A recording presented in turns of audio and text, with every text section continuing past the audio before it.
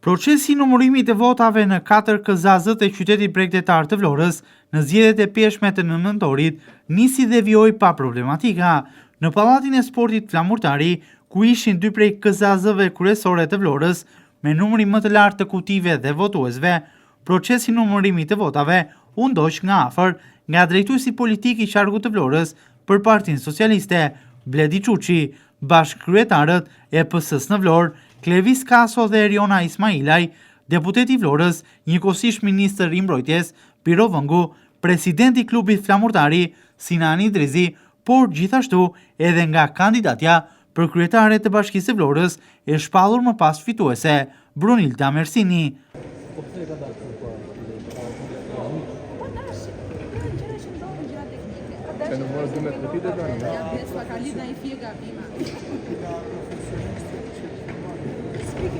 Përgjatë procesit, Klevis Kaso, bashkëkryetari i Partisë Socialiste në Vlorë, ka folur për media.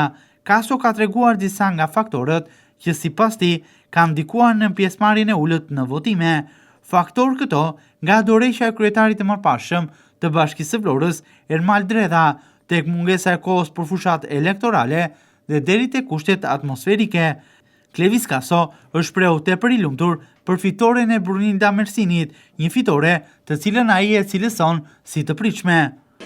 Që në orët e para të mëngjesit procesi vazhdoi të ishte natyrshëm, nisi natyrshëm, shumë qetë, me një votim shumë qytetar, i paqët, dhe vazhdon tani edhe me të njëjtën mënyrë dhe përgjatë procesit të numërimit, ku shikojmë dhe dominimin absolut të kandidates tonë të zonjës Brunilda Mersini. Janë një sër dukurish që kanë ndikuar në pjesëmarrjen e ulët në votime, që duke filluar që nga dorëheqja e beftë e ish kryetarit të bashkisë, dhe nuk pati kohë për të përgatitur një proces ose një fushat klasike politike. Zgjedhjet vendore në krahasim me zgjedhjet e përgjithshme prap kanë një diferencë të lartë, por sidomos zgjedhjet e pjesshme për bashkinë është një numër prapë më i ulët, kushtet atmosferike në Vlorë një shi ndryshe nga ditët normale ose të diellat normale, kështu që u bë një mori dukurish dhe që procesi ose pjesëmarrja në këtë proces ishte më i ulët se zakonisht. Përgjatë procesit të numërimit të votave, ka folur edhe kandidati pavarur Gjergjinika, i cili deklaroi se rezultati i zgjedhjeve për Bashkinë e Vlorës ishte i pritshëm. Sipas Nikës, bojkoti i zgjedhjeve është një mesazh për politikën e Vlorë dhe një mesazh veçanërisht për Partinë Socialiste. Gjergjinika thotë se pjesëmarrja e ulët në votime është një mesazh edhe për opozitën, e cila duhet të analizojë situatën dhe të reflektojë.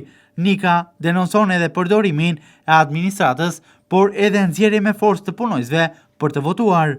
Atëherë është ajo që unë kam shprehur gjatë gjithë 2 javëve të fushatës. Ky rezultat pak a shumë ishte i pritshëm, pasi unë kam thënë e para një herë që do ketë një bojkot nga ana e qytetarëve për të dyja partitë politike, pasi qytetarët janë të zhgënjur qoftë me Partinë Socialiste, qoftë me Partinë Demokratike, dhe e dyta është bërë patronazhimi nëpërmjet punësimit. Ne të gjithë edhe juve si gazetar kemi në dieni që çdo punonjës administrate është kërkuar një listë me 10 persona dhe atë po e shikojmë edhe nga votat që po dalin në kuti, të cilat votat po dalin në mënyrë të njëpasnjëshme sistematike. Dhe po të shikoj çdo 10 vota ka një votë të kandidatit tjetër ose 1 me 10 raporti ose 2 me 10. Kështu që rezultati është i pritshëm, ajo që unë e kam thënë është bojkoti, e kam thënë dhe paradite që nuk ka për të kaluar 15%, ne dhe aktualisht jemi 12.5%. Unë nuk e imagjinoj dot që me 6-7% të votave të qytetit mund të drejtosh bashkinë. I bie që kandidatja nuk merr më shumë me këtë trend që është, nuk merr më shumë se 12-13.000 vota. A ka mundësi që një bashki me 173 votues të drejtohet me 12-13.000 vota? Jo, absolutisht jo. Unë e kam thënë paradite që sot qyteti i Vlorës do prodhoj politik. Sot në Vlorë është prodhuar politik. Bojkoti sot është bojkot për Partinë Socialiste për keq menaxhim të qytetit, edhe një bojkot edhe për qytetin që e kanë kthyer të pajetueshëm, dhe qytetin e kanë kthyer të pajetueshëm kasta e Partisë Socialiste, e cila e ka keq menaxhuar, kurse bojkoti për opozitën ka qenë ai bojkot që nuk kanë qenë dakord me kandidatin e opozitës, te kemi thënë prej kohësh, por mund ta them me plot gojë që në qoftë se opozita do ishte e bashkuar, në qoftë se opozita do kishte një kandidat tjetër cili do të ishte, jo Gjergji, dikush tjetër, po të vinte nga forca politike dhe struktura do ishte e mirë organizuar, unë mund të them që me këtë pjesëmarrje mund të ishte thyer Bashkia e Vlorës. Patjetër që është mesazh i qartë për politikën, sepse po të shikosh të gjitha politikat dhe programet që paraqesin kandidatën janë politika dhe programe për moshat e treta. Mos harrojmë kryeministri Rama nuk tha sa investime do bëhen në Shqipëri, po tha do rriten pensione. Kështu që ata e kanë bazën e tyre e kanë te mosha e tretë. Rinia ka ikur dhe rinia do vazhdoj të ikur në qoftë se do jemi në këtë situatë. Unë po të them, patjetër politikën do ta vazhdoj, rezultati i cili do të jetë të certifikohet, sepse ne në Shqipëri nuk kemi një ligj që duhet të votojnë 50% të qytetarëve dhe zgjedhjet të ripërsëriten ose të bëhen nga e para. Aktualisht unë po të them dhe një gjë që në këtë rezultat edhe Partia Socialiste ka dështuar, sepse kemi 6 deputet të Partisë Socialiste dhe nuk kanë prodhuar dot një mandat. Me votat që ka marrë zonja Mersini nuk është asnjë mandat i një deputeti.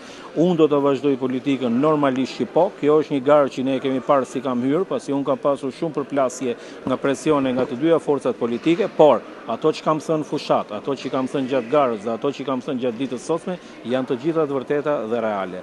Unë vazhdoj antar i Këshillit Bashkiak, vazhdoj që luftën ne do të vazhdojmë në Këshillin Bashkiak gjithmonë për të mirën e qytetarëve dhe për të qenë sa më korrekt me ta për t'i dhënë maksimumin ton për atë që na kanë votuar. Procesi i numërimit të votave nisi rreth orës 21:30 minuta të së dielës në 4 KZ-t e Vlorës, teksa përfundoi brenda pak orëve për shkak edhe të numrit tepër të ulët të votave. Rreth orës 2:30 të mëngjesit, të kësaj të ëne ka përfunduar ky proces, teksa është shpallur edhe kandidati fitues.